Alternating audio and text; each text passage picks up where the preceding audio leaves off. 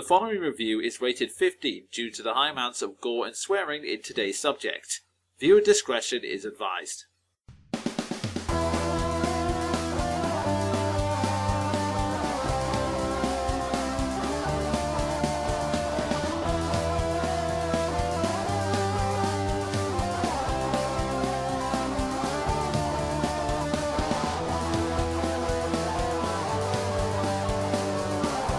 Tonight's subject, Metal Gear Rising Revengence. In the future, superhuman cyborgs rule the battlefield. Raiden, a cyborg who fights for the weak, now clashes through a PMC known as Desperado, who are spreading chaos and starting wars the world over. Raiden vows to stop them, but can he do so without succumbing to the madness of war? I don't want this for anyone else.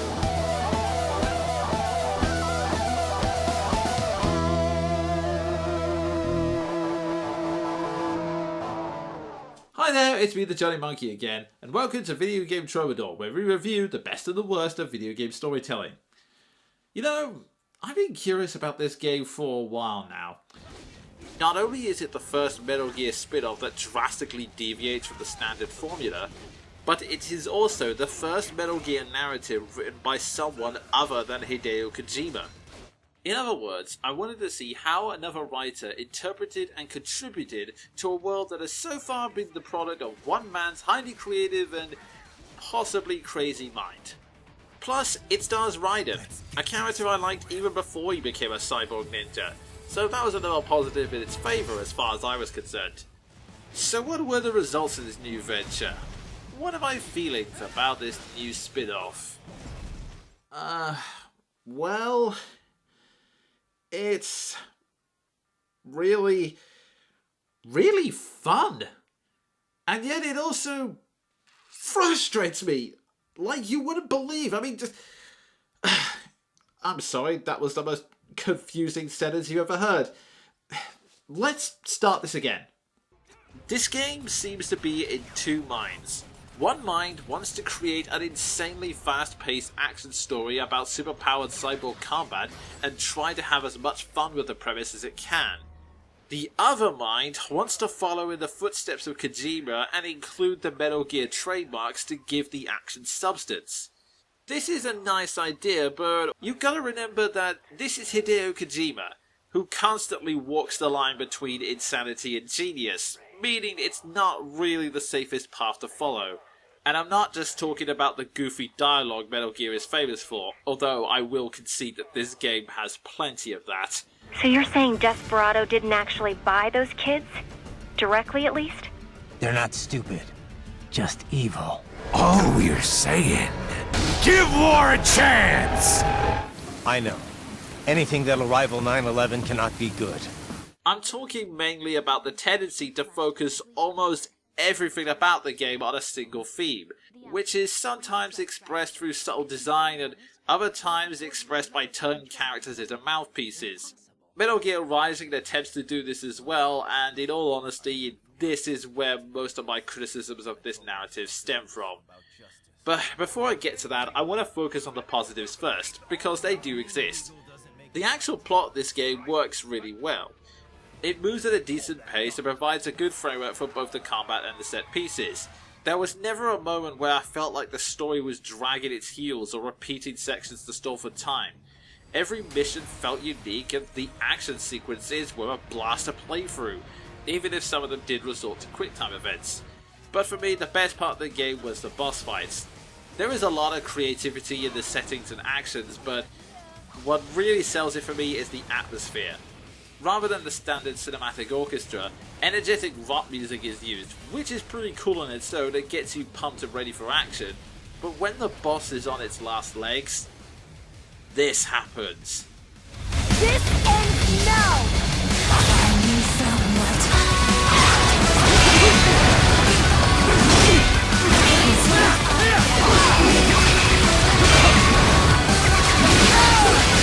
This is glorious. The intense vocals are a perfect match for the action, and the lyrics are sung from the boss's point of view, as if we're slowly starting to understand them as they pour all of their emotion behind their strikes.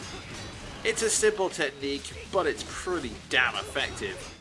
Also, whilst the side characters are admittedly a collection of overused archetypes, they're likeable for the most part, and the coded conversations they have with Raiden can be pretty interesting.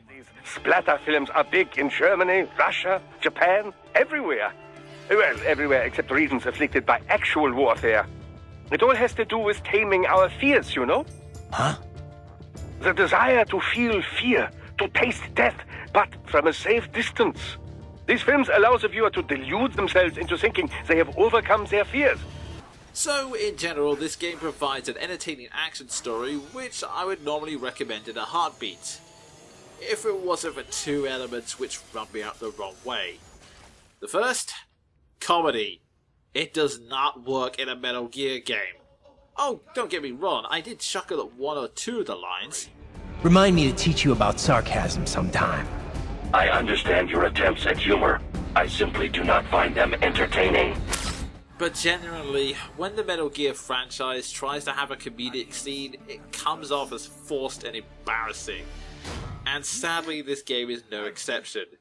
For example, this little boy is named George. Me a Guyanese from Guyana. You speak English? Yeah, I'm from America. Call me Raiden. Me name George, like Georgetown. Did you find that funny?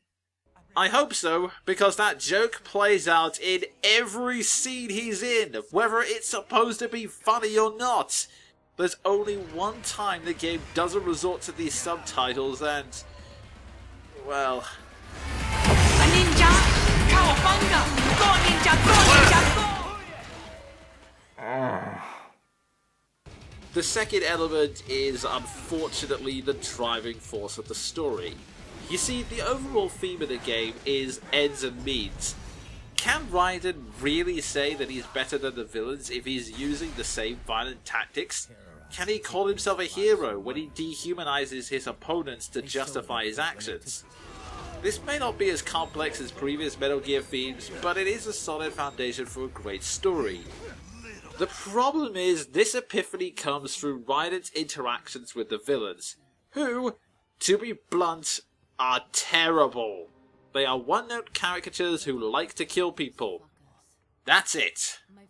They like to mock Raiden and tell him that his ideals of protecting the weak are naive fantasies, that they must be lies to make himself feel better. But when you get right down to it, their excuses are even weaker than Raiden's. I have a cause worth dying for, but I won't tell you what it is. You just have to trust me on this one. It's worth it. Killing is a law of nature. Therefore, I don't have to think about what I'm doing. Even when Raiden raises a good counter-argument, they will dismiss it out of hand, continue their argument, and act like they've won even if they never actually address the issue Raiden was raising. You're the ones exploiting them. You take advantage of their weakness.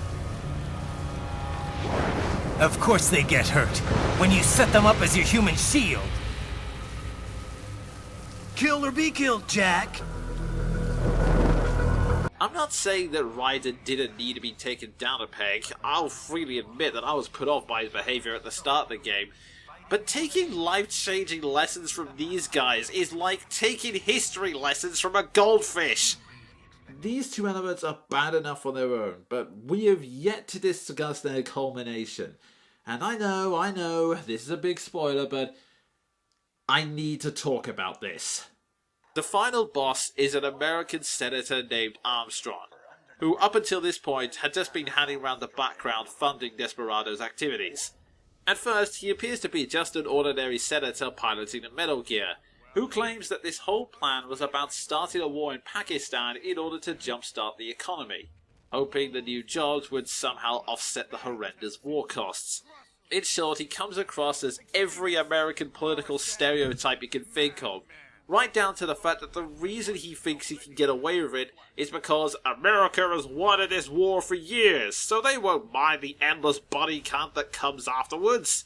However, after you blow up his robots, he reveals that he has super strength, a literal iron defense, and military training, meaning he can match Raiden blow for blow and then some. And this revelation, the realization that this may be the most powerful opponent Raiden has ever faced, is played for laughs. Played college ball, you know. That's some cushy Ivy League school. Try University of Texas. Could have gone pro if I hadn't joined the Navy. I'm not one of those beltway pansies. I could break the president in two with my bare hands.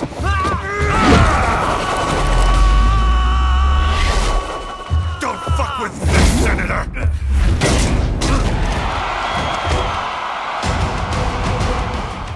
And whilst you're desperately trying to take this guy seriously, he reveals that he actually hates the way America works and wants to turn it into a nation where everyone can fight to their heart's content.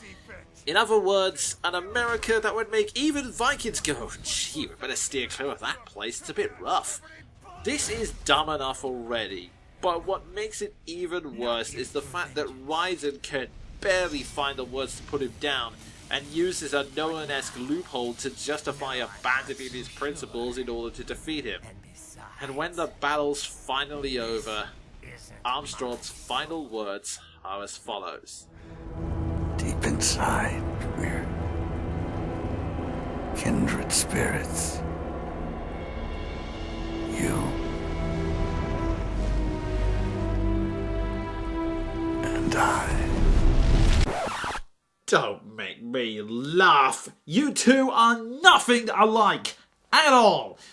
You are an American senator who was born with all the money and free will in the world, but you are unhappy with the current political system, so you start a ridiculously complicated conspiracy, which includes kidnapping third world children to turn them into soldiers, manipulating desperate men and turning them into cyborgs, and starting wars the world over by killing innocent peaceful leaders, including the freaking President of the United States, all so you can create a great and glorious America where you can punch people without fear of consequence.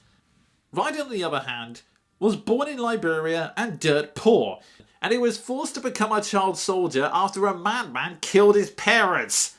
Since then, he has been used and manipulated by every single major power going, until finally he had to sacrifice everything, including his body, for a chance at freedom. The reason he's fighting you right now is because he doesn't want any child to go through the same crap he did.